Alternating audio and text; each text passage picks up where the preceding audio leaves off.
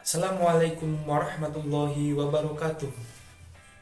Perkenalkan, nama saya Prasetyawan Sukmo Wicaksono. Saya dari program studi Hukum Keluarga Islam semester 2, Fakultas Syariah dan Hukum dengan NIM 2022-060012.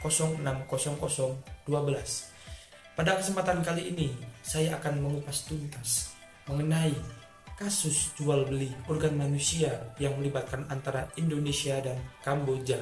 Sebelumnya saya membuat video ini untuk memenuhi tugas mata kuliah pengantar hukum Indonesia. Pada awalnya saya akan menerangkan mengenai kronologi kejadiannya terlebih dahulu, baru saya akan menganalisis kasus tersebut berdasarkan ilmu yang sudah saya pelajari. Oke, yang pertama-tama saya akan memberikan kronologinya terlebih dahulu. Sebanyak 12 orang ditetapkan sebagai tersangka atas kasus tindak pidana penjualan organ atau yang disingkat dengan TPPO. Hal itu diketahui setelah Polda Metro Jaya melakukan penggerebekan di lokasi penampungan para korban. Setelah ditelusuri, ternyata para pelaku merupakan mantan korban yang pernah menjual organ tubuhnya.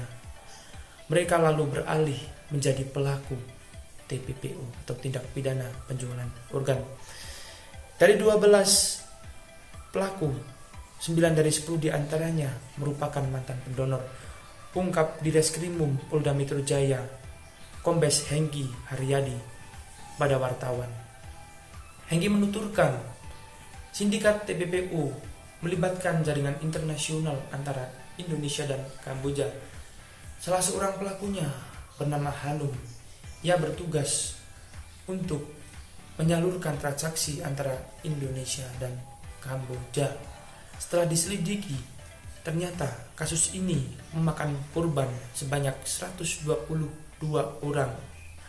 Para korban diiming-imingi oleh pelaku dengan uang senilai 135 juta. Para pelaku ini menawarkan melalui media sosial Facebook atau menawarkan langsung dari mulut ke mulut. Oke, saya akan memberikan rincian pelaku.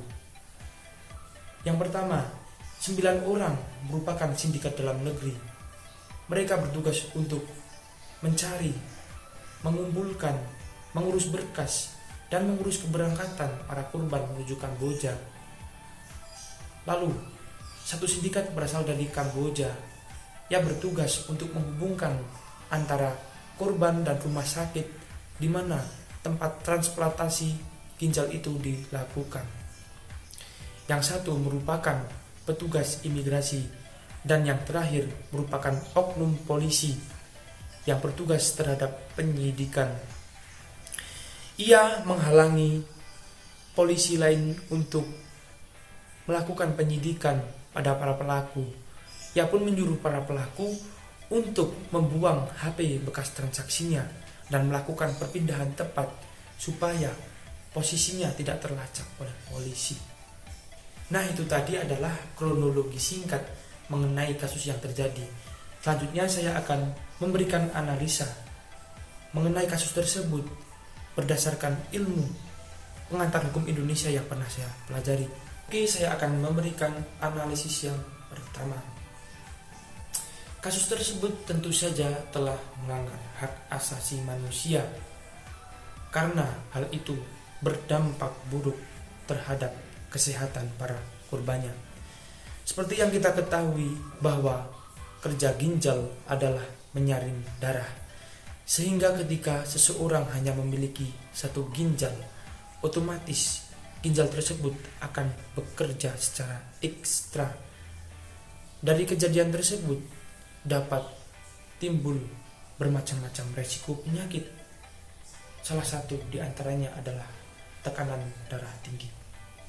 Analisis yang kedua, jual beli ginjal masuk ke dalam ranah pidana karena telah memenuhi beberapa syarat, diantaranya kasus tersebut telah melanggar hukum.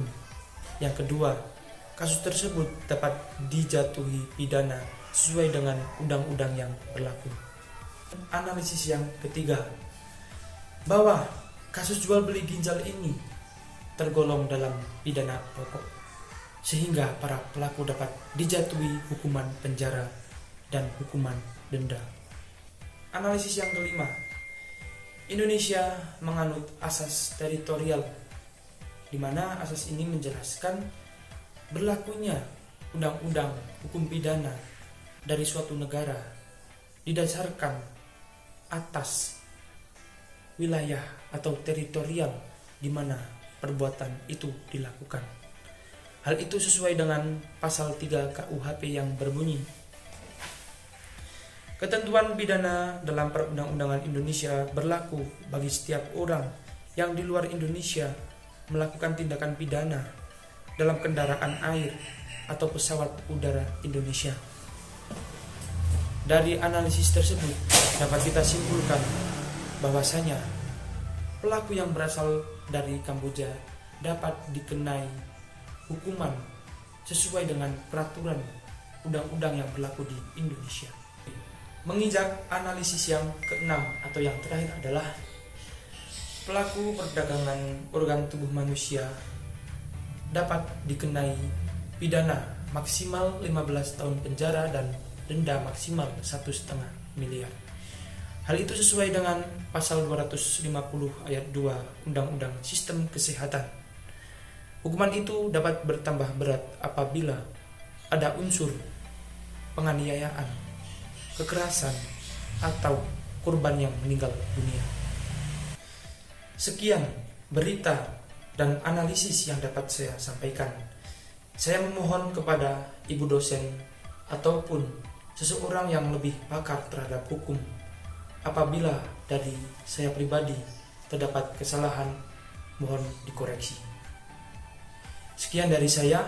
Wallahul muwaffiq ila aqwamit thoriq. Wassalamualaikum warahmatullahi wabarakatuh. Sebelum video ini ditutup, mari kita beri JJ tipis-tipis.